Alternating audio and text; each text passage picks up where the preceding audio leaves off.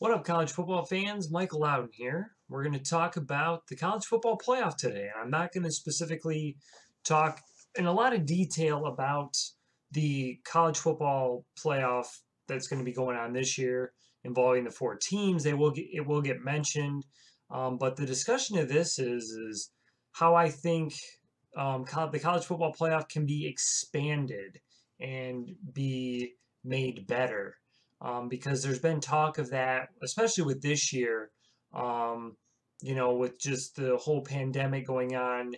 Not every team has had the same sample size as all the other teams. So like taking Alabama, who's played 11 games, versus an Ohio State that's played 6 games. When they made the playoff over a team like Oklahoma, who's played 10, or Texas A&M that's played 8, say, per se. So there's just not that big enough, maybe sample size. So what I am suggesting is a 16-team playoff, and we're going to get to that in a minute. But let's first start talking about the college football playoff. It began in 2014, 2015. This came after the BCS, the Bowl Championship Series, where mostly computers were picking what were the two best teams to face off for the national championship game. And since the inception of the college football playoff, these are the teams that have played in it. You've had Alabama, Clemson, Ohio State, Oklahoma, Notre Dame, LSU, Oregon, Georgia, Florida State, Michigan State, and Washington. So a total of 11 teams have made the college football playoff since its inception in the 2014-2015 season. So not a lot of teams from, the NC2A have made it. And there are 130 teams in college football.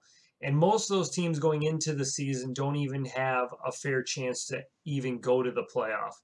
I mean, just take a look at this year, for example. Cincinnati was ranked in the top 10, quite a bit of the season. They went undefeated, and they unfortunately could not play a couple of games, 2 weeks in a row, and they dropped a spot each week in the rankings. And then Ohio State, which could play a game for basically 2 out of 3 weeks, didn't even drop in the rankings. The Big Ten bends the rules to allow them into the Big Ten championship game because they had the rule of 6 games, you're in, you can qualify for the championship. Well, they had to bend that rule for Ohio State because they only played 5, let them in. They beat Northwestern, they're in the playoff. And, Cincinnati gets punished, it just seems like, because they couldn't play for a couple weeks. Basically, the AAC commissioner was really upset about this, and his name is Mike Aresco. In fact, he went off on the college football playoff committee, and he's talking to Paul Feinbaum on his show, and he said he didn't know where to begin. He thought if this continues, let's bring back the BCS and the computers. It'd be a fairer system than I'm seeing now. This is the 7th year, and it does appear the deck is stacked against us and the group of 5, which I think it is. I mean, you had Coastal Carolina, who went undefeated, had a couple of wins against, teams that were ranked in the top 25 of the playoff rankings, BYU and Louisiana, to be specific. They were ranked lower than Cincinnati, and, they were kept out of a New Year's Six Bowl because of that as well. So, that's unfortunate. Kirk Herbstreit had this to say on the Keyshawn, J. Will, and Zubin show about the postseason. He said it's as bad as there is. They got to figure out a system that opens up opportunities. He basically says in 2021, Ohio State, Clemson, and Alabama is going to get in. He basically says it's going to happen in 2023. He basically speculates on who the 4th team could be, Oklahoma, maybe USC. Basically says 98 to 99% of the participants realize they don't even have a chance when the season even starts, which is absolutely true. I mean, a lot of these, conferences, a lot of these teams do not have a chance to qualify for the playoff, even if they go undefeated. I mean, Western Michigan a few years ago in 2016 had an undefeated season, got into the rankings and they barely moved up any spots. I get it. You know, the level of competition in the American Conference might not be the same as the SEC, but they were undefeated and they really didn't move up a whole lot, you know, in the rankings. And they did eventually lose to Wisconsin in the Cotton Bowl, but gave a pretty good fight to the Badgers. I mean, only lost them by 8 points in the end. They just couldn't stop Troy Fumagalli all day. That was the problem. They could not stop Wisconsin's tight end, or else maybe they would have won that game. Central Florida has been close before, hasn't made it. You know, before the playoff rankings, you had Boise State beat Oklahoma in the Fiesta Bowl. You know, and like I said, this year you've had Cincinnati, you've had Coastal Carolina. And it's unfortunate they did not even get to play their conference championship game against Louisiana. That could have been another quality win. I don't think it would have put them in the conversation making the playoff, but it's just unfortunate. And this is something I want to talk about the rankings too. Yesterday, or when I'm filming this, it was yesterday that the game took place between Alabama and Florida. Alabama won the game, and the rankings come out on Sunday. Florida didn't even drop any spot in the rankings. Cincinnati came into the day ranked 9th. They only moved up 1 spot to 8th. I think Cincinnati should have been ahead of Florida. Oklahoma comes in. You know, they were 10th in the rankings. They took on Iowa State. Oklahoma beat Iowa State. Oklahoma moved up to number 6. They actually moved ahead of Cincinnati, who actually played Tulsa, which was a top 25 team. To me, the playoff rankings don't make sense. Cincinnati should at least have finished in the 6th spot, in my opinion, ahead of Florida and ahead of Oklahoma. They should have been right there. Texas A&M was the first one left out. They were number 5 in the rankings, but it just doesn't make sense. You know, you have a 3-loss team ahead of an undefeated team and another 2-loss team ahead of an undefeated team there. If Coastal Carolina could have played, they maybe would have jumped up, maybe to 9th, but they probably wouldn't have put them that high. They probably would have maybe slid them ahead of Indiana at 11, and that would have been it. But I think Coastal Carolina, you know, could have had an argument that they could have been right behind. Maybe if they had put Cincinnati at 6, Oklahoma 7, maybe you have Coastal Carolina at 8th at that point. But that's really all I want to talk about for the current rankings. I want to talk about expanding the system here. And what I'm proposing is a 10-game regular season. You have 2 non-conference games, and every conference would play 8 games. You eliminate divisions in conference, so that way at the end of the regular season, the 2 best teams in the conference square off in the conference championship game. Even if that means these 2 teams played the week before. It could be something like, if it ever happens, which I don't think it will, but if you know, let's say divisions get eliminated, we go to this scenario, Michigan plays Ohio State 1 week, and then the next weekend they play each other again. In fact, this was the scenario that could have happened early on when the Big Ten created their championship game, because they had Michigan and Ohio State in different divisions. They could have met 1 week and played the very next week in the conference championship game. That was a possibility. Now they're in the same division, so that would never happen. But I think if you eliminate divisions, well, let's just go back to this for a second. So the most a college football team could play during a regular season that's not taking place during a pandemic year would be 15 games. 12 regular season games, you play 1 conference championship game, and if you make it to the college football playoff, you win and play in the championship game, it's 15 total games. That's basically what I'm still proposing here. 15 games would be the max, so you play 10 conference, or you play 10 total games, 2 non-conference, 8 conference, 1 conference championship game, that's 11. A 16-team playoff would mean you're playing up to 4 games. If you make it all the way to the championship game, that's what it would be, 15 games.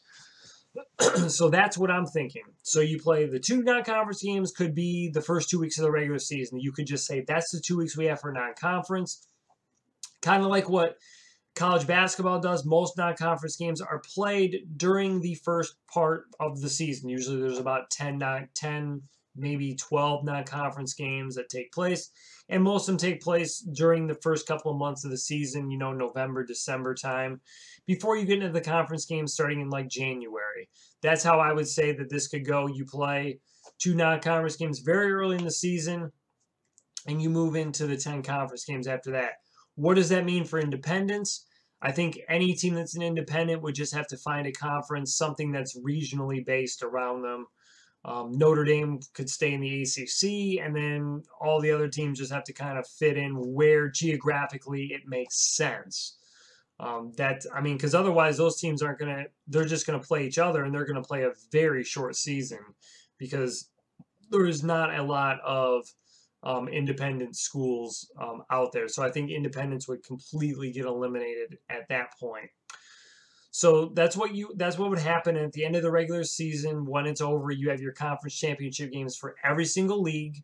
So there's 10 conferences in college football. That's what you would have would be those 10 championship games, which would be the top 2 teams out of every conference. So the teams with the top 2 records would face off against each other, and that has to be top 2 conference records. So you could have a team that say goes 0-2 in non-conference play, wins all 8 conference games.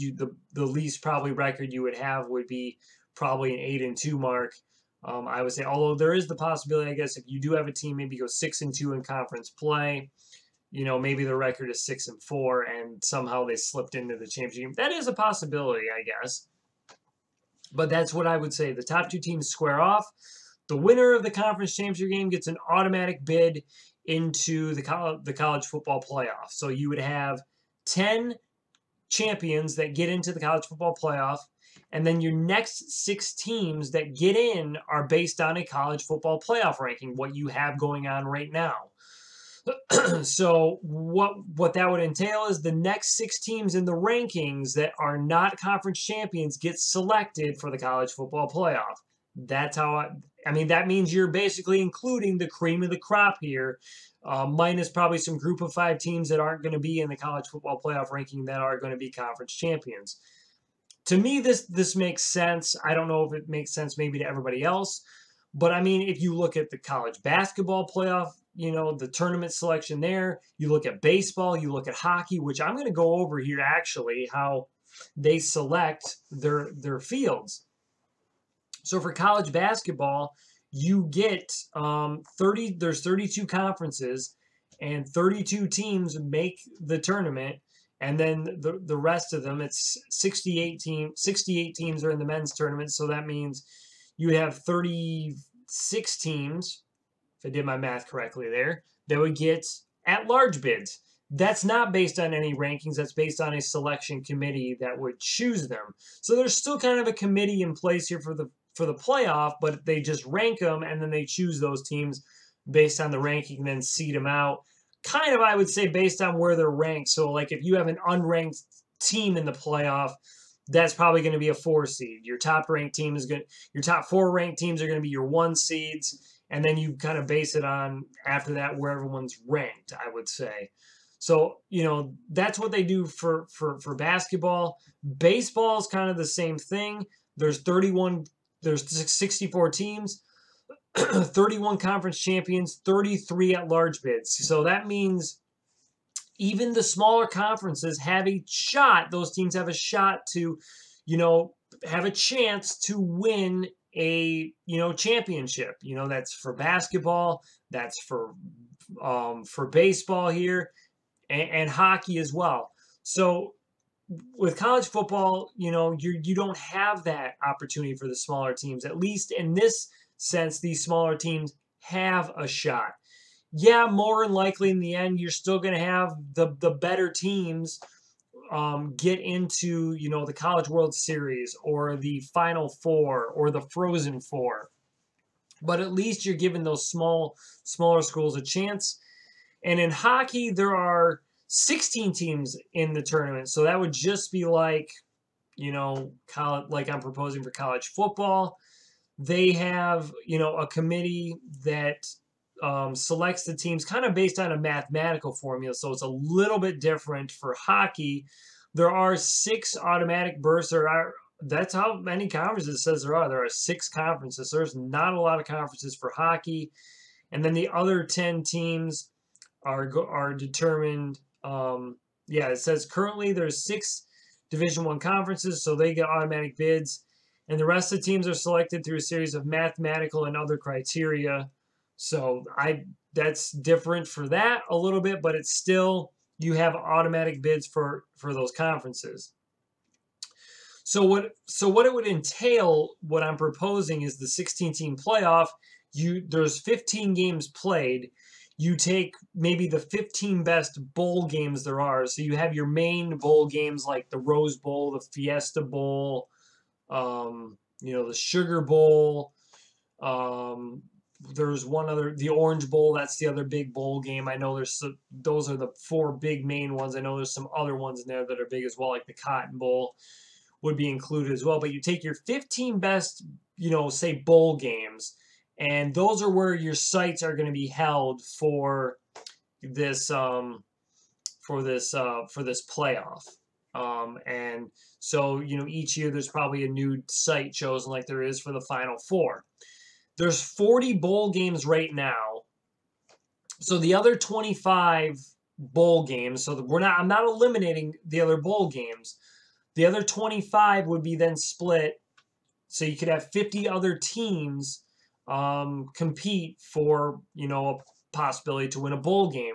And I would say qualify for that bowl game, you'd have to have a 6-4 record. So not like right now where it's a 6-6 record and you qualify for a bowl game. Although this year it's completely different with the pandemic. There's actually a team that's 2-8, and that's South Carolina, competing in a bowl game because there were teams that opted out that just didn't want to do a bowl game this year.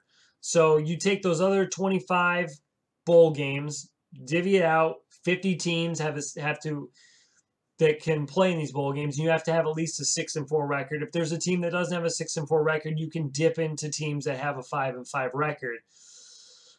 But this means that you'd only have 66 teams playing, in a postseason. 50 of them are playing, one game, and that's it. And then the other 16 are playing in a playoff. But that's less than half of your Division I teams are going to be playing, for some type of postseason, which I think is good, because right now with 40 bowl games, you got 80 teams playing, which means you're only having 50 that aren't. So you're having way more than half playing. So I think it's definitely going to trim down on how many teams you have go to the postseason. I mean, yes, the NBA and the NHL both have more than half their league qualifies for the postseason. But for NFL, you have 32 teams, only 14 qualify. For MLB, you have 10 that typically qualify for the postseason out of 30 teams, which is the least out of any professional league. But see, in professional leagues too, when you start the season, every team has a shot to if you win enough games, you qualify for the playoffs, and to be able to go there. So I think something like that should be made up here for college football as well. And I think it would be good to have only 66 teams going, because like I said, that's, it's more, I think, than special to be able to either play in a bowl game or play, in the college football playoff. So this I kind of made up here. I kind of made up a bracket. I didn't name any regions off or anything, but I kind of made a bracket here. If they made a 16-team college football playoff this year, these would be the 16 teams that would qualify based on where they finished in the college football playoff ranking and if they won a conference championship. So obviously the 4 teams that qualify for the college football playoff would all be 1 seeds: Alabama, Clemson, Ohio State, Notre Dame.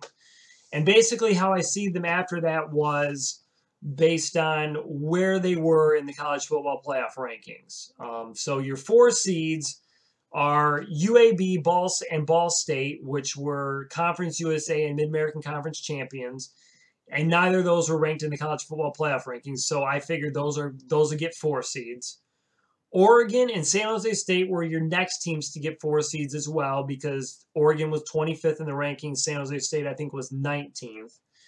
Then your 2 seeds are Oklahoma, Texas A&M, Florida, and Cincinnati. And I also made a rule in here where you could not face a conference opponent in the second round. So you couldn't face a conference opponent, say, until you get to the Final Four. So this is kind of like hockey with, 16 teams split up into 4 regions here. So Oklahoma, Texas A&M, Florida, and Cincinnati would be your 2 seeds. And then your 3 seeds would be Coastal Carolina, Indiana, which are at-large bids, and Iowa State as well, and Georgia is also an at-large bid also. So Notre Dame, even though they did not win a conference championship, got an at-large bid as a number 1 seed. That can also happen in college basketball. It is not uncommon. You know, Illinois, well, no, Illinois, I'm sorry, I was thinking of a scenario back when Illinois only lost 1 game during the regular season, but that was to Ohio State, and that was not a conference championship game. But there have been times like, let's say a team, you know, loses 1 or 2 games, you know, and that second game happens to be in a conference championship game. Well, they're still going to be a 1 seed, more than likely. So my regions I basically made were, you had Alabama against UAB, a 1 versus a 4. And then your 2-3 matchup in that region was Oklahoma against Coastal Carolina. It was originally going to be Texas A&M in that region, but I moved them out of that region just because of the fact they would have been playing Alabama, which, you know, if they played off, you know, both won their games, would have been playing each other. So I figured they get moved out of that region. Then the next region has Clemson against Ball State, 1 versus 4. And then your 2 versus 3 is Texas A&M against Indiana. I guess maybe what I tried to do was basically say, okay, the best team, Alabama, is going to face probably what was going to be the lowest ranked team in UAB.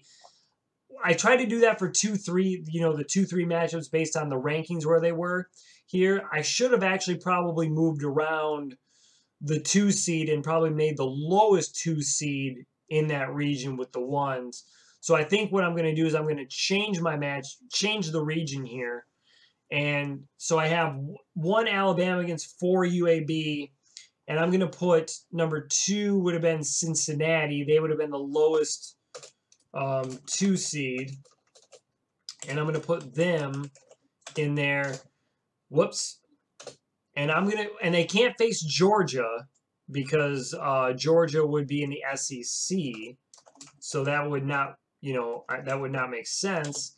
So I would probably say keep them against Coastal Carolina at that point. Well, you know what? I'm just going to go back to what I said, and we'll just keep Oklahoma. If I was doing this like in a different time, I guess I should have thought that out a little bit more instead of just kind of thinking, oh yeah, we're, you know, because I was basically trying to pair, you know, you know, the first highest 2 seed against what would be the lowest 3 seed was basically how I was trying to do it. But I should have been doing like the lowest ranked 2 seed would be in the region with the highest ranked 1 seed. And then the second highest 1 seed would get to face the second lowest 2 seed and then vice versa. But I did not think that through. So we're going to stick with the regions I have. So you'd have Alabama against UAB, Oklahoma against Coastal Carolina, and then in your next region, Clemson against Ball State, Texas A&M versus Indiana. That's your 2-3 matchup. And then you got Ohio State versus Oregon, which actually was going to be a regular season matchup if that didn't get canceled. And then your 2-3 matchup would be Florida against Iowa State. And then your next region, your 1-4 matchup is Notre Dame against San Jose State. And then Cincinnati against Georgia would be your 2-3 matchup. And you never know. Even if this happened, you might have Alabama, Clemson, Ohio State, Notre Dame still be your Final 4, but you never know. I mean, if, you know, Georgia beats Cincinnati and, you know, Georgia against Notre Dame would probably be a heck of a matchup. You know, Oregon would be the one team you would see here. Maybe could pull off an upset against Ohio State. You know, you could see Iowa State maybe taking out Florida and Ohio State. You know, Indiana would probably give Texas A&M a run for their money. Clemson would probably still come out of that region. You'd probably still see Alabama come out of their region as well. But, I mean, you never know what would happen if, say, this scenario did take place. But that's what I think should happen, is they should expand it where every conference champion gets an automatic bid into a college football playoff, and then you have 6 at-large bids based on the college football playoff rankings. The 6 highest teams that did not win a conference championship gets in. And Indiana was the lowest at-large bid. They were an 11. They were ranked 11th, and Coastal Carolina was ranked right behind them at 12 as a conference champion. San Jose State was ranked 19th. Oregon was 25th, and you had two teams outside the top 25, being Ball State and UAB, which did not get in the college football playoff ranking, but they would have been in there as well. So, I mean, what do you think of this? If you've listened to me kind of ramble on about this for the past 25 minutes, thank you very much. What are your thoughts on this scenario? Please post any comments in the comment section below. You can subscribe to my channel if you would like for more content. I like to talk about college football, especially. That's probably the sport I cover the most. When the March Madness tournament comes around, I do usually kind of try to break that down as well. That's something big I get into. Otherwise, I pretty much, only talk about college football, Michigan and Western Michigan to be specific. Although I think next year I'm going to probably go back to talking about college football as a whole as well. So talking about like the national kind of picture also, and kind of split it up into separate videos. That way, if you want to watch something on Western, you only tune in for that video, or something on Michigan for that video, tune in that video. Other kind of like national things, tune in for that video, and post those probably throughout the week, I would say. And you can follow me on Twitter and Instagram. I'll post those links in the description below. I should have thought about my bracket a little bit better, thinking about posting like the lowest 2 seed and 3 seed in the region with Alabama, and then doing the second lowest in the one with Clemson. So basically I would have reversed it. It would have been, I think it would have had to been like Cincinnati against like Indiana in the Alabama region, and I would have had to have like Oklahoma against Georgia, and then it would have been like Texas or Florida against probably Coastal Carolina, and then Texas A&M against Iowa State. But it is what it is. I came up with something the best I could as quickly as possible. So this is Michael out and over and out. Hopefully you guys enjoyed the video. Guys, take care, and enjoy Christmas. Merry Christmas, everybody. And if there's any other, college football news that kind of takes place with Michigan or Western, I'll definitely talk about it. But there's probably not going to be much more because their seasons are over, and I just did the recruiting videos earlier. You saw them earlier this week. So everybody take care and stay safe.